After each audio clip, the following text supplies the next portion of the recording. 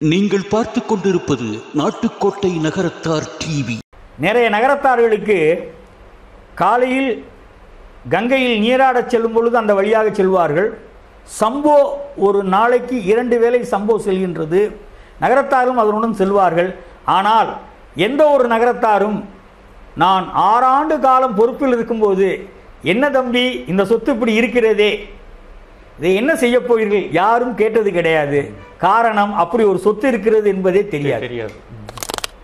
1814 இருந்து எத்தனையோ செல்வந்தர்களை கொண்ட இந்தியா, எத்தனையோ செல்வந்தர்களை கொண்ட இந்து மதம் இந்த சம்பவத்தை கொண்டு செல்வதற்கு வாய்ப்புள்ள பல கோடி மக்கள் வாழ்ந்தாலும் அந்த பாக்கியம் கிடைக்கப்பெற்றது நகரத்தாருக்கு மட்டுமே.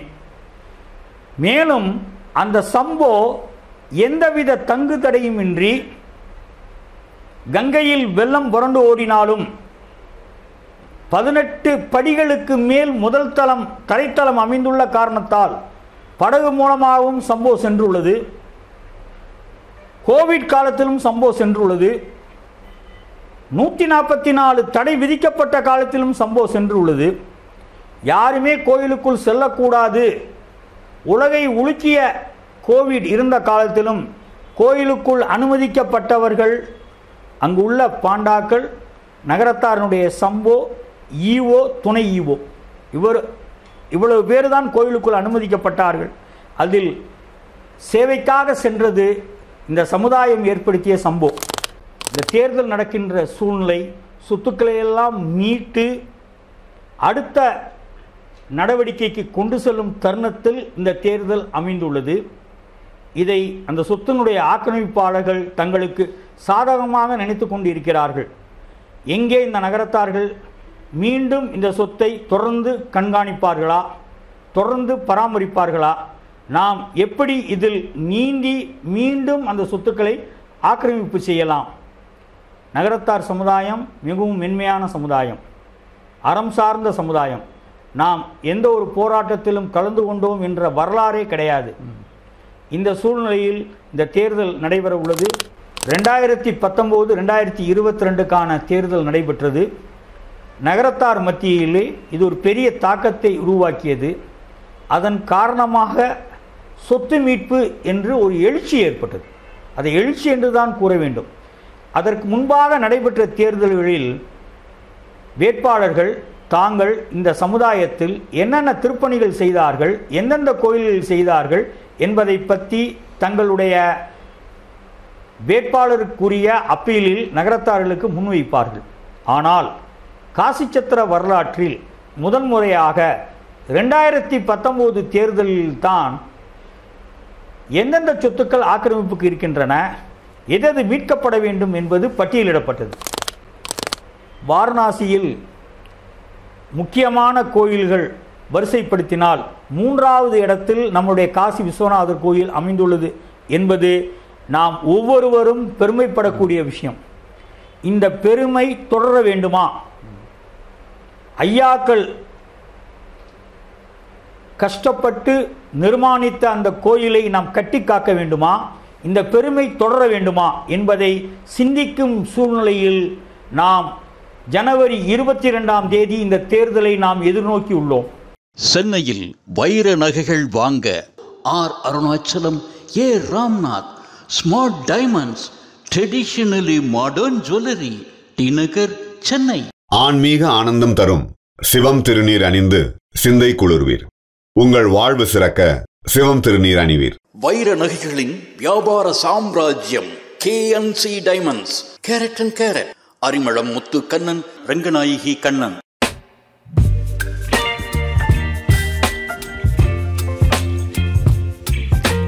நாட்டுக்கோட்டை நகரத்தார் இணைய வழி தொலைக்காட்சி நேயர்கள் அனைவருக்கும் இனிய வணக்கம். தொடர்ச்சியாக மிகப்பெரிய நகரத்தார் ஆளுமைகளை நமது நேர்காணலில் சந்தித்து வருகிறோம். இது நமது நாட்டுக்கோட்டை நகரத்தார்களுக்கு ஒரு மிக முக்கியமான ஒரு காலகட்டம். காசி மேலாண்மை கழகத்தினுடைய தேர்தல் மிக விரைவாக இந்த மாதம் 22ஆம் தேதி நடக்க இருக்கிறது.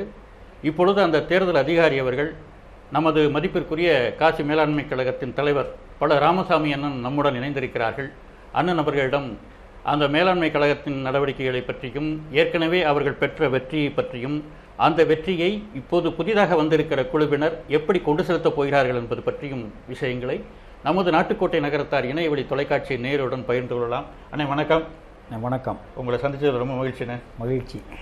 அண்ணே, இப்போ ஒரு உலகம் பூரா தெரிஞ்ச ஒரு மிகப்பெரிய ஒரு வெற்றி, அது நீங்கள் தலைவராக இருக்கும்போது நிகழ்ந்திருக்கு. அதை பற்றி முதல்ல நாட்டுக்கோட்டை நகரத்தார் டிவி நேயர்களுக்கு என் முதற்கண் வணக்கத்தை தெரிவித்துக் கொள்கின்றேன். நகரத்தார் பெருமக்கள் அனைவருக்கும் என் இனிய அன்பான பொங்கல் நல்வாழ்த்துக்கள். உங்கள் அனைவரையும் இதன் வாயிலாக சந்திப்பதற்கு எனக்கு வாய்ப்பளித்த உலகம்பட்டியைச் சேர்ந்த முத்துராமண்ணன் அவர்களுக்கும் கண்டவராயன்பட்டியைச் சேர்ந்த சிவசுப்பிரமணியன் அவர்களுக்கும் என்னுடைய வணக்கத்தை தெரிவித்துக் கொள்கின்றேன். நம்மளுடைய சமூகத்திற்கு பெருமை சேர்க்கக்கூடிய அதுவும் மிக பழமையான அமைப்பும் நாடு முழுதும் வாழும் தமிழர்கள் அறிந்த அமைப்புமான காசி நாட்டுக்கோட்டை சத்திரத்தின் தலைவர் என்ற முறையில் உங்களிடம் சில முக்கிய நிகழ்வுகளை கலந்து கொள்வதில் நான் பெருமை அடைகின்றேன். நமக்கு பெருமை சேர்ப்பது காசி சத்திரம். அந்த காசி சத்திரத்திற்கு 5 மாநிலங்களில் நம்மளுடைய முன்னோர்கள் இந்து முக்கிய ஸ்தலங்களில் பல நூற்றாண்டுகளுக்கு முன்பாக வெள்ளையர்கள் ஆண்ட காலத்திலும் அதற்கு முன்பாகவே இருந்து சொத்துக்களை வாங்கி அந்த அற சார்ந்த முறையில் அந்த திருப்பணிகளை மேற்கொண்டு இன்றும் அது நகரத்தார்களுடைய பெரும் உதவியால் தொன்று தொட்டு நடந்து வருகின்றது. அந்த காசி சத்திரத்தினுடைய அமைப்பிற்கான நிர்வாக தேர்தல் வருகின்ற ஜனவரி 22ஆம் தேதி அன்று காரைக்குடியில் தாப்பா கார்டனில் நடைபெற உள்ளது. இன்று எதிர்வருகின்ற தைப்பொங்கலை காட்டிலும் அனைத்து நகரத்தார்களும் எதிர்நோக்கி இருப்பது தை 1 என்ற தேதியை காட்டிலும் தைப்பொங்கலை காட்டிலும் அனைவர் மனதிலும் இருப்பது 22ஆம் தேதி அன்று காசி விஸ்வநாதர் இந்த அமைப்பிற்கு யாரை தன்னகத்தே வரவேற்க உள்ளார், யார் அந்த நிர்வாகத்தில் அங்கம் வைத்து ஐயாக்கள் கண்டெடுத்து நிர்வகித்து நிர்மாணித்து வந்த அறப்பணியை தொடர இருக்கிறார்கள் என்பதை நம்முடைய நகரத்தார் சமுதாயத்தினர் ஒவ்வொருவருடைய பார்வையிலும் இருக்கின்றது. நாம் இன்று காலையில் எழுந்து நம்மளுடைய அலைபேசியை எடுத்தால் அதில் தெரிவது வாக்காளர்கள் சேகரிக்கும் ஓட்டுக்களாகவே அமைந்துள்ளது. இது ஒரு நாணயத்தின் ஒரு பகுதியாகும். நாணயத்தினுடைய மறுபகுதி இந்த தேர்தல் நடக்கின்ற சூழ்நிலை சொத்துக்களையெல்லாம் மீட்டு அடுத்த நடவடிக்கைக்கு கொண்டு செல்லும் தருணத்தில் இந்த தேர்தல் அமைந்துள்ளது. இதை அந்த சொத்தினுடைய ஆக்கிரமிப்பாளர்கள் தங்களுக்கு சாதகமாக நினைத்து கொண்டு இருக்கிறார்கள். எங்கே இந்த நகரத்தார்கள் மீண்டும் இந்த சொத்தை தொடர்ந்து கண்காணிப்பார்களா, தொடர்ந்து பராமரிப்பார்களா, நாம் எப்படி இதில் நீந்தி மீண்டும் அந்த சொத்துக்களை ஆக்கிரமிப்பு செய்யலாம்? நகரத்தார் சமுதாயம் மிகவும் மென்மையான சமுதாயம், அறம் சார்ந்த சமுதாயம். நாம் எந்த ஒரு போராட்டத்திலும் கலந்து கொண்டோம் என்ற வரலாறே கிடையாது. இந்த சூழ்நிலையில் இந்த தேர்தல் நடைபெற உள்ளது. இந்த நாட்டுக்கோட்டை நகரத்தார் டிவியின் வாயிலாக சென்ற பருவத்திலும் அதற்கு முன்பு இருந்த பருவத்திலும் நடைபெற்ற இந்த சொத்து மீட்பு எழுச்சியை பற்றி நான் உங்களிடம் என்னுடைய கருத்துக்களை பரிமாறுவதில் நான் மகிழ்ச்சி அடைகின்றேன். மகிழ்ச்சிடன் இதற்கு முந்தைய பருவத்தில் நான் துணைத் தலைவராக இருந்தேன். தேர்வு செய்யப்பட்ட உடனே நான் கல்கத்தா சென்றேன். அந்த பருவத்தில் இந்த வழக்குகளெல்லாம் கையாண்டு கொண்டு செலுத்தியவர் மதகுபட்டியை சார்ந்த திரு வெங்கடாஜலம் அவர்கள். வெங்கடாஜலம் அண்ணன் அவர்கள் நிர்வாகம் சார்ந்த துறையில் தங்களுடைய பணியை நிறைவு செய்து அவர்களுக்கு ஹிந்தி புலமை பெற்ற காரணத்தாலும் இந்த சட்டத்துறையில் நாட்டம் இருந்த காரணத்தாலும் காசி விஸ்வநாதருக்கு சேவை செய்ய வேண்டும் என்ற நோக்கத்துடன் எங்கெல்லாம் காசி சத்திரம் சம்பந்தமாக வழக்குகள் நடைபெற்று வந்ததோ அந்த வழக்குகளை அவர்கள் நிர்வாகத்தின் சார்பாக நடத்தி வந்தார்கள். நான் துணைத் தலைவராக இருந்த பருவத்திற்கு முன்பாக வளையப்பட்டியைச் சேர்ந்த அக்ரி சொக்கலிங்கன் அவர்கள் தலைவராக இருந்தார்கள். அப்பொழுது கொத்தமங்கலத்தைச் சேர்ந்த ராமநாதன் அவர்கள் செயலாளராக இருந்தார்கள். பொருளாளராக காரைக்குடியைச் சார்ந்த பைரவனன் இருந்தார்கள். அந்த நிர்வாகம் வெங்கடாஜலன் அவர்களுக்கு பவர் ஆஃப் அட்டர்னி கொடுத்து அந்த வழக்குகளை தொடர்ந்து நடத்தி வந்தது. அதன் பின் வழக்கறிஞர் என்ற முறையிலும் முன்னாள் அரசு சிறப்பு வழக்கறிஞர் என்ற முறையிலும் காசி சத்திரத்திற்கு எதிராக தாக்கல் செய்யப்பட்ட வழக்குகளையும் காசி சத்திரத்தின் சார்பாக தாக்கல் செய்யப்பட்ட வழக்குகளையும் நான் படித்து ஆராய்ந்து அந்த வழக்குகளை விரைவாக முடிக்க வேண்டும் என்ற ஆர்வத்தில் என்னுடைய கவனம் இருந்தது. ஆகையால் அப்போதைய தலைவர் திரு லேனா காசிநாதன் அவர்களுடைய அனுமதியின் பேரிலும் அன்பு சகோதரர் ராம வைரவன் அவர்களுடைய அறிவுறுத்தலின் பேரிலும் நானும் வெங்கடாஜலன் அவர்களும் சென்று கல்கத்தாவுக்கு சென்றோம். அங்குள்ள வழக்கறிஞரை சந்தித்தோம். அங்குள்ள சொத்துக்களை எல்லாம் ஆய்வு செய்தோம். அந்த சொத்துக்களை எல்லாம் ஆய்வு செய்த பின்பு எங்களுடைய செயலாளர் ராம வைரவன் அவர்களை தொடர்பு கொண்டேன். அந்த சொத்துக்களினுடைய நிலைமையை எடுத்து கூறினேன்.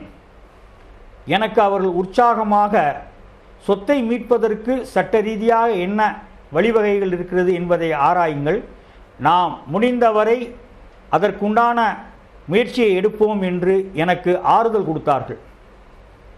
அந்த வகையில் என்னுடைய கல்லூரி நண்பரும் மூத்த ஐஏஎஸ் அலுவலருமான சொக்கலிங்கம் அவர்களை தொடர்பு கொண்டேன். அவர்களுடைய நெருங்கிய நண்பர் கல்கத்தாவிலும் பாம்பேயிலும் இரு அரசு உயர் பொறுப்பை வகிக்கும் சிபிஐ அதிகாரியை சந்தித்தேன்.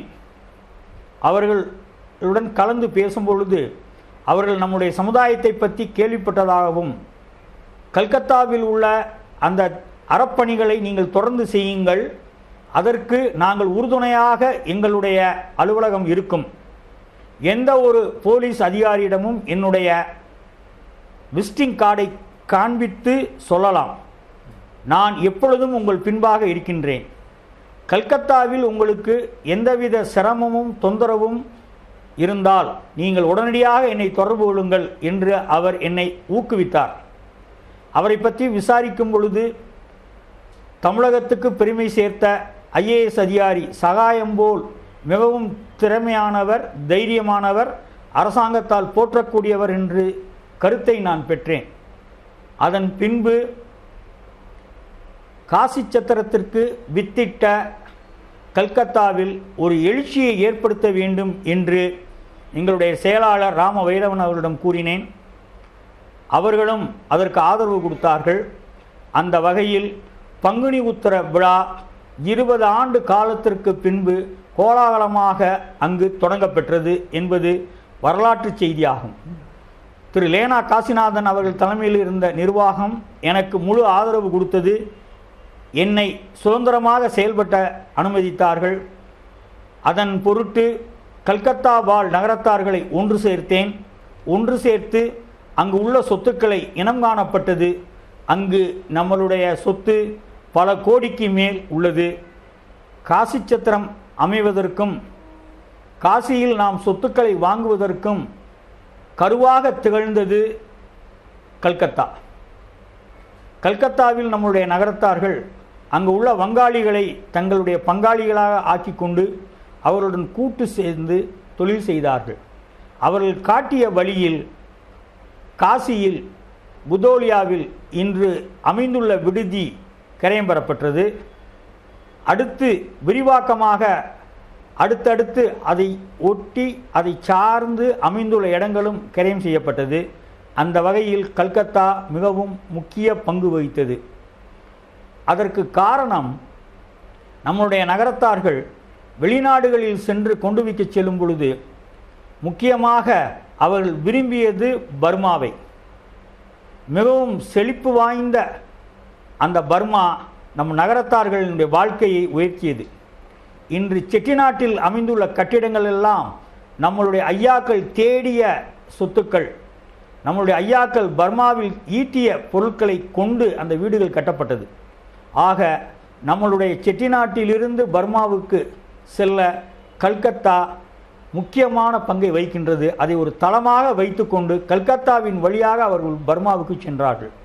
அந்த வகையில் இன்று காசி சித்திரத்திற்கு உரிய 12 சொத்துக்களில் கல்கத்தாவில் நமக்கு இன்று உள்ள மரியாதை கூடி உள்ளது. அங்கு உள்ளவர்கள் நம்முடைய ஐயாக்கள் செய்த பணிகளை நினைவு கூறுகிறார்கள். இந்த பங்குனி உத்திர விழா ஆரம்பித்த பின்பு கல்கத்தாவில் நம் விடுதிக்கு பக்கத்தில் உள்ளவர்களெல்லாம் 20 ஆண்டு காலத்திற்கு முன்பாக நடைபெற்ற நிகழ்வுகளை நினைவு கூறுகிறார்கள். அது நமக்கு பெருமையாக உள்ளது. அடுத்தபடியாக கல்கத்தாவில் வாழ்கின்ற நகரத்தார்களுக்கே முதலாக எங்களுடைய பருவத்தில்தான் கல்கத்தாவினுடைய மையப்பகுதியான ஹவுரா பிரிட்ஜ் அருகில் நதிக்கரையில் சக்தி வாய்ந்த முருகன் கோயிலை நம்முடைய ஐயாக்கள் நிர்மாணம் செய்துள்ளார்கள். அதை பழம்பெரும் நகரத்தார்களும் பெரியவர்களும் இன்றும் அதை நினைவு கூறுகிறார்கள். அதை தமிழில் மிகவும் செல்லமாக எப்படி அழைப்பார்கள் என்றால், வங்காளதேச சிங்கார முருகேசர் வேண்டும் வரம் தருவார் என்று. இதை நான் கண்கூடாக பார்த்தேன். பால்குடம் எடுத்த வேந்தன்பட்டியைச் சேர்ந்த நகரத்தார் அவருடைய வேண்டுதல் நிறைவேறி அவருடைய மகனுக்கு வேலை கிடைத்து எனக்கு தொலைபேசியில் அழைத்து அவரும் இப்போ தொடர்ந்து வங்காளதேச அந்த சிங்கார முருகேசரை வழிபட்டு வருகிறார். இரண்டாவதாக தாரகேஸ்வரம் என்ற ஒரு சக்தி வாய்ந்த சிவதலம் உள்ளது. கோயிலுக்கு மிக அருகில் உள்ள இடத்தில் நம்முடைய விடுதி அமைந்துள்ளது. கோவிலும் கோவிலை சார்ந்த இடங்களும் முன்னால் நிர்வகித்த ராஜாவிற்கு சொந்தமானது. ராஜா ஆண்ட ஆட்சிகள் சுதந்திரத்திற்கு பின் அரசாங்கத்தால் எடுத்துக்கொண்ட போதிலும் அந்த கோவிலும் கோவிலை சுற்றியுள்ள இடங்களும் அங்கு உள்ள மடாதிபதி கைவசம் உள்ளது. அந்த மடாதிபதி நகரத்தார்களுடைய சேவைகளை பாராட்டி நகரத்தார்களுடைய தொண்டு தொடர்ந்து நடைபெற வேண்டும் என்று நமக்கு 15 சென்ட் இடத்தை தானமாக கொடுத்திருக்கிறார். அதில் அருமையான ஒரு செட்டிநாடு கலையை எடுத்துரைக்கும் வண்ணம் ஒரு பெரிய கட்டிடம் இருந்தது. அந்த கட்டிடம் பல்வேறு காரணங்களால் சிதலமடைந்து விட்டது. இப்பொழுது அதில் அருமையான 4 அறைகள் இன்றைய சூழ்நிலைக்கு ஏற்ப கட்டப்பட்டுள்ளது. பல பேர் கல்கத்தாவுக்கு செல்கிறவர்கள் நம் ஐயாக்கள் வணங்கிய அந்த தாரகநாதரை சென்று வணங்கி வருகிறார்கள். இது கல்கத்தாவில் உள்ள 2வது ஸ்தலமாகும். ஆக இந்த சொத்து மீட்பு என்ற எழுச்சிக்கு காரணமே கல்கத்தா தான். ஆக அந்த 3 ஆண்டுகளில் கல்கத்தாவில் உள்ள சிங்கார முருகேசர், கல்கத்தாவினுடைய விடுதி, தாரகேஸ்வரம் இந்த செயல்பாடுகளுக்கு முன்பாக நாசிக்கில் நமக்கு 2 சொத்துக்கள் உள்ளன. ஒன்றில் கார்த்திக் சுவாமி மந்திரும் அறைகளும் இருக்கின்றன. அதற்கு எதிர்த்தாற்போல் அமைந்துள்ளதை நாம் நயா மடம், புது மடம் என்று அழைப்போம். அந்த இடம் அமைந்துள்ளது மிகவும் முக்கியமான பகுதியாகும். அந்த காலத்தில் நம்மளுடைய முன்னோர்கள் தொலைநோக்கு பார்வையுடன் முக்கிய ஸ்தலத்தில் இந்த இடத்தை வாங்கியுள்ளார்கள். எவ்வாறு மதுரையில் கோயில் வடக்கு கோபுரத்துக்கு எதிர்த்தாற்போல் நம்மளுடைய நகர விடுதி அமைந்துள்ளதோ, எவ்வாறு ராமேஸ்வரத்தில் கோயில் வாசலில் விடுதி அமைந்துள்ளதோ, எவ்வாறு திருவண்ணாமலையில் கோயிலுக்கு அடுத்தாற்போல் நம்முடைய விடுதி அமைந்துள்ளதோ, அதேபோல் நாசிக்கில் கோதாவரி கரையில் நம்மளுடைய விடுதி அமைந்துள்ளது. இந்த இடம் அங்கு உள்ள சீதா குகை, ராமர் கோவிலில் இருந்து கோதாவரி கரையை அடையும் பாதையில் மையத்தில் அமைந்துள்ளது. அந்த அளவுக்கு அது முக்கியமான இடத்தில் தொலைநோக்கு பார்வையுடன் நம்முடைய ஐயாக்கள் வாங்கியுள்ளார்கள். அந்த நயா மடம் 3 பகுதிகளை கொண்டது. முன்பகுதியில் அங்கு உள்ள அஞ்சல் அலுவலகம் செயல்பட்டு வந்தது. அதற்கு மேல் அஞ்சல் அலுவலகத்தை கண்காணிக்கும் மேலாளர் வசித்து வந்தார். அதனை ஒட்டி 2 அறைகளில் ரெக்கார்ட்ஸ்கள் வைக்கப்பட்டிருந்தது. மையப்பகுதியிலும் பின்பகுதியிலும் குடியிருப்புகள் இருந்தன. இந்த சொத்தை காலி செய்து நகரத்தாருக்கு முழுமையாக பயன்பட வேண்டும் நல்லதொரு வருமானம் ஈட்டினால் நம் சமுதாயத்தை சார்ந்த அடித்தள மக்களுக்கு பொருளாதார ரீதியாக உதவி செய்யக்கூடும் என்ற திட்டத்தில் இதற்கு முன்பாக இருந்த நிர்வாகத்தினர் தொடர்ந்து முயற்சி செய்தனர். அதற்காக பல்வேறு அதிகாரிகளையும் சந்தித்தனர். இந்நிலையில் என்னுடைய கல்லூரி நண்பர் மகாராஷ்டிரா மாநிலத்தில் IAS அதிகாரியாக இருந்த காரணத்தால் எங்களுடைய சகோதரர் ராம வைரவன் அவர்களிடம் தெரிவித்தேன். அவர்களும் முழுமையாக இசைவு தெரிவித்தார்கள். அவரிடம் சொல்லும்போதே நான் கூறினேன், அஞ்சல் துறையில் காலி செய்வதற்கு நமக்கு எந்த ஒரு செலவும் இருக்காது என்று கூறினேன். அவர்களும் அதை விரைந்து செய்தால் நல்லது என்று வலியுறுத்தினார்கள். அதன்படி அங்கே உள்ள அஞ்சல் அலுவலகம் காலி செய்யப்பட்டது. எந்தவித செலவும் கிடையாது. ஒரு தபால் கார்டு கூட செலவு கிடையாது. அவர்களை அழைத்து தொலைபேசியில் நன்றி தெரிவித்ததை தவிர வேறு எந்தவித செலவும் நகரத்தாருக்கு கிடையாது. எந்தவித அலைச்சலும் கிடையாது. நம்முடைய நகரத்தார்கள் அனைவருக்கும் பல்வேறு சொத்துக்கள் உண்டு. இன்று அதிகமாக சொத்துக்கள் வைத்திருக்கக்கூடிய ஒரு சிறிய சமுதாயம் எது என்றால் நகரத்தார் சமுதாயம். மென்மையான சமுதாயம். ஒவ்வொருவரும் நம்முடைய அவரவருடைய சொத்தில் இருக்கும் வாடகைதாரர்களை காலி செய்யும் போது ஏற்படும் சிரமங்களை நம்முடைய நகரத்தார்கள் நன்கு அறிவார்கள். சொத்து ஆக்கிரமிப்பின் போது நம்முடைய நகரத்தார்களில் ஒரு சிலர் என்னை சட்ட ரீதியாகவும் அணுகியது உண்டு. அதில் ஒரு குடும்பத்தை சார்ந்தவர் தன் கடையில் உள்ள கட்டடத்தில் உள்ள வாடகைதாரரை காலி செய்ய முடியாத சூழ்நிலையில் அவர் அதனாலே நோயுற்று இறந்ததும் உண்டு. சொத்தை காலி செய்வது, சொத்தை மீண்டும் நம் கைவசப்படுத்துவது என்பது இன்று பெரும் சவாலாக உள்ளது. அது நகரத்தாருக்கு மட்டுமல்ல, எந்த ஒரு ஊரிலும் சொத்துக்களை வாடகைக்கு விடும்போது நாம் மிகவும் கவனமாக இருக்க வேண்டும். ஆனால் அது பொது சொத்தாக இருக்கும் பட்சத்தில் தனிநபர் சொத்தை பாதுகாப்பதே ரொம்ப சவாலாக இருக்கும் பொழுது பொது சொத்தை பற்றி நாம் எதுவும் சொல்ல வேண்டியதே கிடையாது. ஏனென்றால் பொது சொத்து எல்லாருடைய சொத்தும் என்று கூறுவார்கள். அந்த வகையில் முன்னின்று தங்களுடைய உயிரை பணயம் வைத்து செலவழித்து அலைந்து அந்த சொத்தை மீட்பது என்பது ஒரு கனவாகவே இருந்து வந்தது. ஆனால் அந்த கனவை சென்ற பருவத்தில் நனவாக்கப்பட்டது. ஆக நாசிக்கில் நாங்கள் காலி செய்த முன்பகுதி காசி சத்திர சொத்துக்களில் யார் யாரெல்லாம் ஆக்கிரமிப்பு செய்துள்ளார்களோ அவர்களுக்கு பெரியதொரு எச்சரிக்கை மணியாக ஒலித்தது. இந்த எச்சரிக்கை மணி எவ்வாறு ஒலித்தது என்றால், நம்மளிடம் வேலை பார்க்கும் சிப்பந்திகள், நகரத்தார் மேலாளர்கள் மூலமாக அந்த செய்தி பரவியது. இந்த செய்தியை கேட்ட பின் அயோத்தியில் இருந்த பெண்மணியும் அச்சமுற்றார். சிக்ரானந்தவனத்தை ஆக்கிரமிப்பு செய்தவரும் அச்சமுற்றார்கள். இன்று நாசிக்கில் முன்பகுதியை காலி செய்து விட்டார்கள். அடுத்து எந்த சொத்திற்கு அவர்கள் வரப்போகிறார்கள் என்ற அச்சம் இருந்தது. அந்த தருணத்தில் 2019-2022க்கான தேர்தல் நடைபெற்றது. நகரத்தார் மத்தியிலே இது ஒரு பெரிய தாக்கத்தை உருவாக்கியது. அதன் காரணமாக சொத்து மீட்பு என்று ஒரு எழுச்சி ஏற்பட்டது. அதை எழுச்சி என்று தான் கூற வேண்டும். அதற்கு முன்பாக நடைபெற்ற தேர்தல்களில் வேட்பாளர்கள் தாங்கள் இந்த சமுதாயத்தில் என்னென்ன திருப்பணிகள் செய்தார்கள், எந்தெந்த கோயில்களில் செய்தார்கள் என்பதை பற்றி தங்களுடைய வேட்பாளருக்குரிய அப்பீலில் நகரத்தார்களுக்கு முன்வைப்பார்கள். ஆனால் காசி சத்திர வரலாற்றில் முதன்முறையாக 2019 தேர்தலில் தான் எந்தெந்த சொத்துக்கள் ஆக்கிரமிப்புக்கு இருக்கின்றன, எது மீட்கப்பட வேண்டும் என்பது பட்டியலிடப்பட்டது. அந்த பட்டியலிடு உங்க பருவத்துக்கு அந்த பருவத்தில் அப்போ அதுக்குண்டான அப்பீலில் தான் நீங்கள் அந்த அப்பீலில் தான் முதலாக என்னென்ன சொத்துக்கள் ஆக்கிரமிப்பில் இருந்ததே என்பது நான் வேட்பாளராக இருக்கும் பொழுது வெளிவந்தது. நான் அப்பொழுது யோசித்தேன், ஏன் மற்ற வேட்பாளர்கள் அதை பற்றி கூற முடியவில்லை என்றால், அவர்களுக்கு இதை பற்றி ஒரு ஆழமான கருத்து தெரிந்து கொள்வதற்கு அவர்களுக்கு வாய்ப்பு இருந்ததா இல்லையா என்பது எனக்கு தெரியவில்லை. ஆனால் நான் தாரகேஸ்வரம் பலமுறை சென்றேன், அயோத்தி சென்றேன். இந்த மாதிரி எங்கெங்கெல்லாம் சொத்துக்கள் ஆக்கிரமிப்பு செய்யப்பட்டிருந்ததோ அந்த சொத்துக்களை போய் பார்த்தேன். யார் ஆக்கிரமித்திருக்கிறார்கள் என்று பார்த்தேன். சட்டத்தினுடைய நிலைப்பாடு என்பதையெல்லாம் ஆர்வத்துடன் நான் தெரிந்து கொண்டேன். இது நீங்க துணைத்தலைவர் பருவத்தில் இருக்கும்போது வந்தபோது.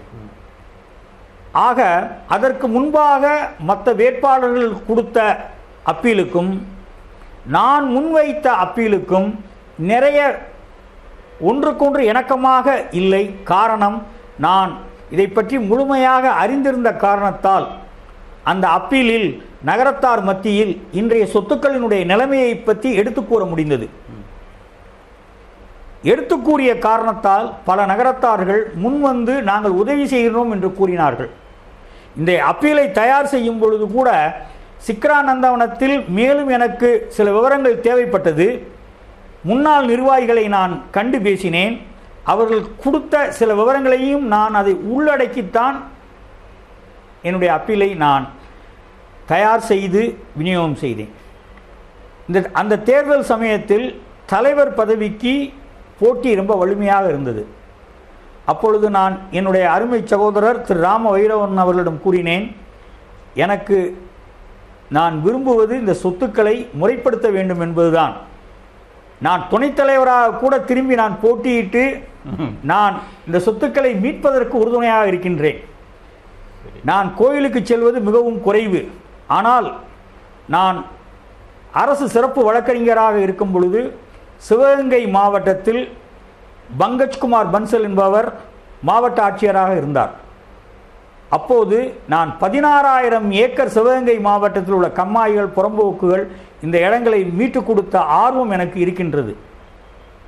அதேபோல் நாகர்கோவில் மாவட்டத்தில் பத்மநாபபுரத்தில் சேர்மனாக சத்தியவதி என்ற அம்மையார் இருந்தார்கள். பத்மநாபபுரம் முனிசிபாலிட்டிக்கு சொந்தமான 4 சொத்துக்களை நான் மீட்டு கொடுத்தேன். அவையெல்லாம் சேர்ந்து காசி விஸ்வநாதருக்கு நாம் ஏன் இந்த பணியை செய்யக்கூடாது, நம் சமுதாயத்திற்கு ஏன் இந்த பணியை செய்யக்கூடாது என்று என்னுடைய ஆர்வம், என்னுடைய முயற்சி அனைத்தும் இந்த சொத்துக்களை மீட்பதிலும் சொத்துக்களை முறைப்படுத்துவதிலும் இருந்தது. அந்த வகையில் நான் என்னுடைய சகோதரர் ராம வைரவன் அவர்களிடம் அதை எடுத்து கூறினேன். அவர்களும் இதில் 2 மேல் தலைவர் பதவிக்கு போட்டியிடுகிறார்கள், இதில் சமரசம் செய்வதற்கு வாய்ப்பில்லை என்று சொல்லிய பிறகுதான் நான் தலைவர் வேட்பாளருக்கு முனைப்பாக நான் அந்த போட்டியில் கலந்து கொண்டேன். எனக்கு நகரத்தார்கள் இந்த வாய்ப்பை அளித்தார்கள். காசி விஸ்வநாதர் அருள் புரிந்தார். நான் கொடுத்த வாக்குறுதியை காப்பாற்ற வேண்டும்.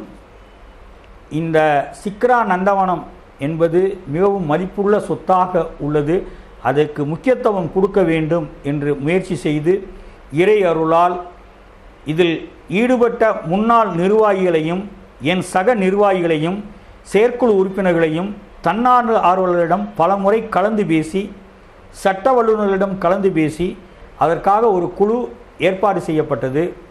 அந்த குழுவிடம் அந்த பொறுப்பு கொடுக்கப்பட்டது. அதன் பின் அந்த குழு வாரணாசி சென்றது. சிக்ரானந்தவனத்தை சென்று பார்த்தார்கள். நம்முடைய நகரத்தார்களுக்கு வாரணாசியில் பாத்தியமாக 4 சொத்துக்கள் உள்ளன. வாரணாசியில் அமைந்துள்ள நம்மளுடைய சத்திரத்தில், அதாவது நம்மளுடைய விடுதியில் வருகின்ற யாத்திரிகர்களில் 3% தான் நம்முடைய நகரத்தார்கள். டோட்டலில் 3% தான், மொத்தமாக 3%. 97% பேர்கள் தொன்று தொட்டு வருடா வருடம் வாரணாசிக்கு வருபவர்கள், நகரத்தார்கள் மூலமாக வருபவர்கள், நகரத்தாருடைய நண்பர்கள் 97%. இந்த 3%த்தில் 0.5% பேர் நம்மளுடைய சத்திரத்தில் தங்குவதற்கு அங்கே உள்ள வசதி வாய்ப்புகளை கருத்தில் கொண்டு அவருடைய குடும்பத்தாரினுடைய நலன் கருதி பக்கத்தில் உள்ள ஹோட்டலில் தங்குவார்கள். சம்போ செல்லும் பொழுது நம்முடன் வந்து காசி விஸ்வநாதரை தரிசிப்பார்கள். ஆக நம்முடைய நகரத்தாருடைய எண்ணிக்கை 3%. இந்த 3%த்தில் 1.5% வருபவர்கள் மிட்டாய் திருவிழாவின் போதும் மகா சிவராத்திரியின் போது வருவார்கள். வாரணாசியினுடைய சீதோஷ நிலை எப்படி இருக்கும் என்றால், குளிர்காலத்தில் குளிர் மிகவும் கடினமாக இருக்கும், வெயில் காலத்தில் வெயில் உச்சமாக இருக்கும். சமமான ஒரு சீதோஷண நிலை அங்கு கிடையாது. நேற்று காலை நான் வாரணாசியில் இருந்தேன். முந்தா நாள் இரவு வாரணாசியினுடைய வெப்பநிலை 7 டிகிரி செல்சியஸ், அந்த அளவுக்கு குளிர். ஆக நம்முடைய நகரத்தார்கள் மிட்டாய் திருவிழாவுக்கு 800 - 1300 பேர் வருவார்கள். சிவன்ராத்திரிக்கும் அதேபோல் வருவார்கள். வந்து பக்கத்தில் உள்ள ஸ்தலங்களுக்கு சென்று விட்டு சாமி கும்பிட்டு விட்டு சென்று விடுவார்கள். இந்த 2 திருவிழாக்கள் நீங்களாக மீதி 12 மாதமும் வருபவர்கள் தங்களுடைய முன்னோர்களுக்கு செய்ய வேண்டிய பணிகளுக்காகவும் இறை வழிபாட்டிற்காகவும் அஸ்தி கரைப்பதற்காகவும் வருவார்கள். அது இந்த 12 மாதத்தில் 2 திருவிழாக்கள் நீங்களாக வருபவர்கள்.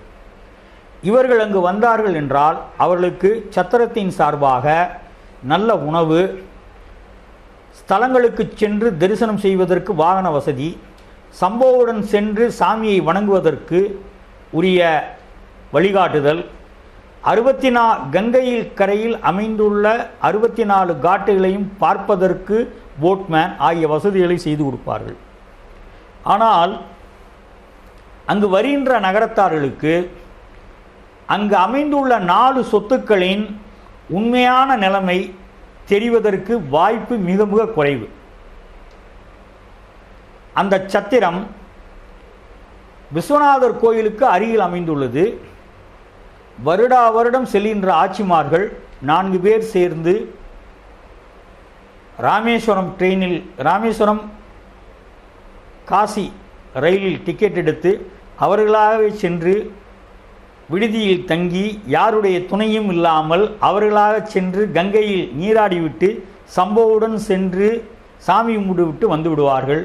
அது நம்மளுடைய முன்னோர்கள் செய்த பாக்கியம். ஏனென்றால் கங்கை கரையும் கோவிலும் ரயில்வே நிலையமும் நம்முடைய சத்திரத்திற்கு அருகில் அமைந்துள்ளது. ஆனால் ஒரு நாணயத்தினுடைய மறுபகுதியான இந்த 4 சொத்துக்களிலும் உள்ள ஆக்கிரமிப்பு என்ன, இந்த சொத்துக்களினுடைய நிலைப்பாடு என்ன, இதை ஆர்வத்துடன் தெரிந்து கொள்ளக்கூடிய வாய்ப்பு குறைவு. இன்று வாட்ஸ்அப் வந்துவிட்டது. உடனுக்குடன் செய்திகள் அடுத்த நிமிடமே பரவுகின்றன. அதனுடைய உண்மைத்தன்மை எவ்வளவு தூரம் என்று தெரியாது. இந்த சூழ்நிலையில் சத்திரத்தில் வந்து தங்குபவர்களுக்கு 3வது மாடியில் ஒரு ஆக்கிரமிப்பாளர் இருக்கிறார். பல வருடங்களாக அவர் 3வது மாடியை ஆக்கிரமித்திருக்கின்றார். இதற்கு முன் நான் தலைமை பொறுப்பை ஏற்கும் முன் இருந்த தலைவர்கள் 3 அவனை காலி செய்வதற்கு கடும் முயற்சி எடுத்தார்கள். அந்த 3வது தளத்தில் உள்ளவர் நம்மளுடைய முன்னாள் சிப்பந்தி காவலாளி. 3வது தளத்தில் ஒரு பகுதியை தன்னுடைய ஆளுகையின் கீழ் வைத்துள்ளார். திரு CTS அண்ணன் அவர்கள் தலைவராக இருக்கும் பொழுது கடுமையாக நடவடிக்கை எடுக்கப்பட்டது. ஆனால் அந்த காவலாளியினுடைய மகன் அப்போதைய செயலாளரிடம் முறை தவறி நடந்து கொண்டார். போலீஸில் வழக்கு தாக்கல் செய்யப்பட்டது. மிகவும் முயற்சி எடுத்து அந்த வழக்கை ரத்து செய்தோம். இன்றைய தேதி வரை அவரால் காசி சத்திரத்தினுடைய நிர்வாகத்திற்கு தொடர்ந்து சிக்கல்களையும் இன்னல்களையும் ஏற்படுத்தி வருகின்றார். இதற்கு முந்தைய நிர்வாகிகள் அவரிடம் ஒரு தொகையை பேரம் பேசி கொடுத்து அவரை காலி செய்துவிட்டு அந்த பகுதியை மட்டும் இடித்துவிட்டு புதிதாக 40 அறைகள் கட்டினால் சமுதாயத்தை சார்ந்த நம்முடைய நகரத்தார்கள் இந்த 2 பெரும் விழாக்களுக்கு காசிக்கு வரும் பொழுது நடபாதையிலும் வராண்டாவிலும் படுப்பதை தவிர்த்துவிட்டு நல்லதொரு அறையை கொடுக்கலாம் என்று இதற்கு முந்தைய 3 தலைவர்களும் முயற்சி செய்தார்கள். வாங்கிய காசோலையை அந்த காவலாளியினுடைய மகனுக்கு பேசப்பட்ட தொகையில் ஒரு பகுதி முன்மணமாக காசோலையாக வழங்கப்பட்டது. அந்த காசோலையாக வழங்கப்பட்டதை அவன் மதிக்கவில்லை. அந்த காசோலையை வைத்துக்கொண்டு அவன் வங்கியில் போட்டு பணத்தை எடுத்துக்கொள்ளவில்லை. முன்னாள் செயலாளர் திரு ராம வைரவன் அவர்கள் அதை தொடர்ந்து வலியுறுத்தி வந்தார்கள். ஆனால் அவனை பற்றி நான் முழுமையாக விசாரித்தேன். அவருக்கு 1.25 கோடி ரூபாய்க்கு ஒரு சொத்து நம்மளுடைய சிக்ரா நந்தவனத்திற்கு பக்கத்தில் இருக்கின்றது. மேலே ஆக்கிரமிப்பு செய்திருக்கிறவர் வாடகை தருவதில்லை, குடிநீர் கட்டணம் தருவதில்லை, மின்சார கட்டணம் செலுத்துவதில்லை. யார் தலைவர், அவர் எப்பொழுது காசிக்கு வருகிறார், எப்பொழுது செல்கிறார் என்ற விவரம் முழுமையாக தெரிகின்றது. அது பரவாயில்லை. ஆனால் வெள்ளிக்கிழமை, சனிக்கிழமை, ஞாயிற்றுக்கிழமை ஆகிய 3 தேதிகளிலும் சம்போ கிளம்புகின்ற நேரத்தில் நிலை தடுமாறி அரட்ராயர் போட்டுக்கொண்டு சம்போ புறப்படுகின்ற இடத்தில் தாண்டி அவர் செல்கின்றார். அதை பார்க்கும் பொழுது மனம் வேதனைப்படுகின்றது. தற்போது எங்களுடைய செயலாளர் ராம லக்ஷ்மணன் அவர்கள் இதை வலிமையாக கண்டித்து போலீஸில் புகார் செய்தார்கள். காவலாளர்கள் வந்தார்கள். வரும்பொழுது எங்களுடன் 10 நகரத்தார்கள் இருந்தார்கள். இந்த போலீஸ்காரர்கள் விசாரிக்கும் பொழுது நானும் எங்கள் செயலாளர் மட்டும்தான் இருந்தோம். எங்களுடன் இருந்த 8 பேரும் எங்களை விட்டு சென்று விட்டார்கள். நான் வழக்கறிஞராக இருக்கின்றேன். என்னுடைய சகோதரர் செயலாளர் அவர்கள் பல்வேறு அமைப்புகளில் இருக்கின்றார்கள். நாங்கள் அதை எதிர்கொள்ள தயாராக இருக்கின்றோம்.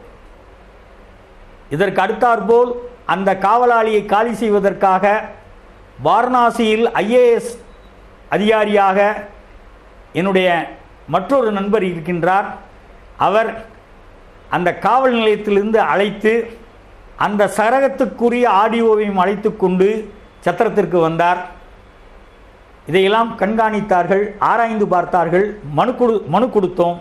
இந்த மனுவின் பேரு நடவடிக்கை எடுப்பதற்காக கீழ்மை லெவலில் உள்ள அதிகாரிகளை அழைத்தார்கள். இந்த செய்தியை அறிந்த அந்த காவலாளியினுடைய மகன் சீஃப் ரெவென்யூ கமிஷனருக்கு இந்த தமிழ்நாட்டைச் சேர்ந்த என்னுடைய நண்பர் IAS அதிகாரியின் மீது ஒரு புகார் கொடுத்தார். இதுதான் எங்களுடைய நிலைமை. 4 சொத்துக்களில் சத்திரத்திற்கு மேல் உள்ள ஆக்கிரமிப்பாளர் இதை நகரத்தார்கள் நன்கு தெரிந்து கொண்டு அந்த சத்திரத்தை இன்று காப்பாற்ற வேண்டிய சூழ்நிலையில் நாம் இருக்கின்றோம். 2வது சொத்து சத்திரத்திற்கு எதிர்த்தாற்போல் உள்ள பசுமடம். நிறைய நகரத்தார்களுக்கு காலையில் கங்கையில் நீராடச் செல்லும் பொழுது அந்த வழியாக செல்வார்கள். சம்போ ஒரு நாளைக்கு 2 வேளை சம்போ செல்கின்றது. நகரத்தாரும் அதனுடன் செல்வார்கள். ஆனால் எந்த ஒரு நகரத்தாரும் நான் 6 ஆண்டு காலம் பொறுப்பில் இருக்கும்போது என்ன தம்பி இந்த சொத்து இப்படி இருக்கிறதே, இதை என்ன செய்ய போகிறீர்கள் யாரும் கேட்டது கிடையாது. காரணம், அப்படி ஒரு சொத்து இருக்கிறது என்பதே தெரியாது. நான் இந்த பருவத்தில் பொறுப்பேற்றவுடன் ஒரு 40 நாளில் மிட்டாய் திருவிழா வந்தது. நாங்கள் சென்றோம். எங்கள் நிர்வாகத்திடம் கலந்து பேசி அதில் உள்ள ஒரு கடையை காலி செய்து அதனுடைய பொறுப்பை நாங்கள் பெற்றுக்கொண்டோம். இந்த சொத்தும் முழுமையாக ஆக்கிரமிப்பில் உள்ளது. 3வதாக உள்ளது சிக்ரா நந்தவனம். 4வதாக உள்ளது காசி விசாலாட்சி கோயில். வாரணாசியில் முக்கியமான கோயில்கள் வரிசைப்படுத்தினால் 3வது இடத்தில் நம்முடைய காசி விஸ்வநாதர் கோயில் அமைந்துள்ளது என்பது நாம் ஒவ்வொருவரும் பெருமைப்படக்கூடிய விஷயம். இந்த பெருமை தொடர வேண்டுமா? ஐயாக்கள் கஷ்டப்பட்டு நிர்மாணித்த அந்த கோயிலை நாம் கட்டி காக்க வேண்டுமா? இந்த பெருமை தொடர வேண்டுமா என்பதை சிந்திக்கும் சூழ்நிலையில் நாம் ஜனவரி 22ஆம் தேதி இந்த தேர்தலை நாம் எதிர்நோக்கி உள்ளோம். நம்முடைய சந்ததியினர்கள் சூரியன் சந்திரன் இருக்கின்ற காலம் வரை காசி விசாலாட்சி கோயில் எங்களுடைய கோயில் என்று ஒட்டுமொத்த சமுதாயமும் பொது உடைமையின் கீழ் உரிமை கொண்டாடக்கூடிய அந்த கோயிலை பாதுகாக்க வேண்டிய கடமை முற்றிலும் நம் வசமே உள்ளது. மற்றவர் வசம் அது இல்லை. இந்த பருவத்தில் நானும் என்னுடைய செயலாளரும் ராம லக்ஷ்மணன் அவர்களும் கடுமையாக உள்ள பாண்டாக்களிடம்லாம் நாங்கள் கருத்துக்களை வலியுறுத்தி நம்மளுடைய நிர்வாக உரிமையை நிலைநிறுத்தி வந்து கொண்டிருக்கின்றோம். 3 கோயில்கள் பிரதானமாக வாரணாசியில் அமைந்துள்ளது. 1 காசி விஸ்வநாதர் கோயில், 2 அன்னபூரணி கோயில், 3 விசாலாட்சி கோயில். காசி விஸ்வநாதர் கோயில் நிர்வாகம் அரசாங்கத்தின்பால் உள்ளது. நம்மளுடைய பாரத பிரதமர் அந்த தொகுதியில் இருந்து மெம்பர் ஆஃப் பார்லிமெண்ட் ஆகி அந்த தொகுதியில் கவனம் செலுத்தி இன்று காசி விஸ்வநாதர் கோயிலுக்கு ஒரு பெரியதொரு ஃபேஸ் லிஃப்டை கொடுத்துள்ளார்கள். இன்று பெரிய அளவில் அங்கு கட்டடங்கள் கட்டப்பட்டு கோயில் விரிவாக்கம் செய்யப்பட்டு உள்ளது. முதலில் என்னுடைய பருவத்தில் நடைபெற்ற மிட்டாய் திருவிழாவின் போது மத்திய அமைச்சர்களில் ஒருவரான மகேந்திரநாத் பாண்டே அவர்களை நாங்கள் விழாவில் கலந்து கொள்ளச் செய்தோம். ஏன் மத்திய அமைச்சரை கலந்து கொள்ளச் செய்தோம் என்றால், அவர் வாரணாசியை சார்ந்தவர், மத்திய அமைச்சரவையில் முக்கியத்துவம் வாய்ந்தவர். இவரை சந்திப்பதற்கு தேவகோட்டையைச் சேர்ந்த வெங்கடாஜலமன் அண்ணன் அவர்களும் மதுரை நகரத்தார் சங்கத்தினுடைய முன்னாள் நிர்வாகி கார்த்திக் அவர்களும் உறுதுணையாக இருந்தார்கள். அவர்கள் குறிப்பிட்ட தேதி என்று மிட்டாய் திருவிழாவில் கலந்து கொள்ள இயலவில்லை. அன்று காலையில் எங்களை அழைத்தார்கள். இன்று பாரத பிரதமருடன் ஒரு முக்கியமான கூட்டம் நடைபெறுகின்றது, நான் நாளை வருகிறேன் என்றார்கள். மறுநாள் அவர்கள் காசி சத்திரத்தினுடைய அழைப்பை ஏற்று கலந்து கொண்டார்கள். அவர்கள் சொன்ன செய்தியை மட்டும் உங்கள் மத்தியில் நான் பதிவு செய்ய விரும்புகின்றேன். மகேந்திரநாத் பாண்டே அவர்கள் உத்தரப்பிரதேசத்தினுடைய பிஜேபியினுடைய ஒரு முக்கியமான நபர், அங்கு உள்ள தலைவர்களில் முக்கியமானவர், பாரத பிரதமருக்கு நம்பிக்கையானவர், எம்எஸ்எம்இங்கிற போர்ட்போலியோவினுடைய அமைச்சராக இருக்கிறார். அவர் வாரணாசியிலிருந்து மற்றொரு பகுதியில் தேர்ந்தெடுக்கப்பட்டவர். அவருக்கு நகரத்தாரனுடைய தயவு தேவையில்லை, நகரத்தாருடைய ஓட்டு தேவையில்லை, நகரத்தார்கள் யாரும் அவருடன் நெருங்கிய தொடர்பு இல்லை.